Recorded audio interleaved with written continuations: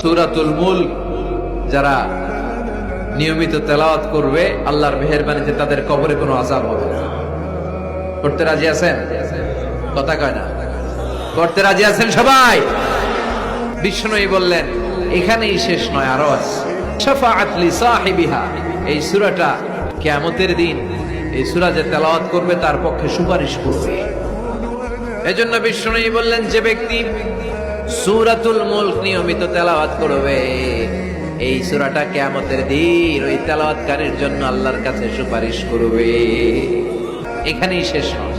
বিষ্ণুই বললেন খাসামাত আন সাহিবিহা, এই সূরা যে তেলাওয়াত করবে তার পক্ষে আল্লাহর সাথে এই সূরাটা দাঁড়িয়ে তার পক্ষ নিয়ে আল্লাহর সাথে তর্ক করবে, ঝগড়া করবে। আল্লাহ তুমি ওরে জান্নাত দিবা না কেন, ওরে মাফ করবা না কেন? তুমি না গফুর, তুমি না গফফার, তুমি না রহিম, তুমি না রহমান, তুমি মাফ করে দাও। ও মিয়া, সুপারিশ করতেছে কে? সূরাতুল মুলক। সুবহানাল্লাহ কইবেন না? কতক্ষণ এই তর্ক আল্লাহর সাথে সে চালাবে? হাত্তা আদখালাহুল্লাহুল জান্নাহ, যতক্ষণ না আল্লাহ তার জান্নাতে না ঢুকায়। এখানেই শেষ নয়। বিষ্ণু বললেন মান কারাআ বিহা ফি লাইলাতিন ফাকাদ আকসারা ওয়া আতাবা, রাত্রি বেলায় যে সূরাটা তেলাওয়াত করবে পুরো রাতটাকে বরকতময় করে দিবে কে?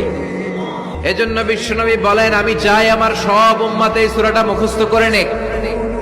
আমার চাই আমার ছোট বড় আবাল বৃদ্ধ বনিতা সব উম্মতের হৃদয়ের মধ্যে এই সূরাটা গাঁথা থাকে, মুখস্থ থাকে, হিফজ করা থাকে। আমরা বিশ্বনবীর উম্মত না? কথা কর।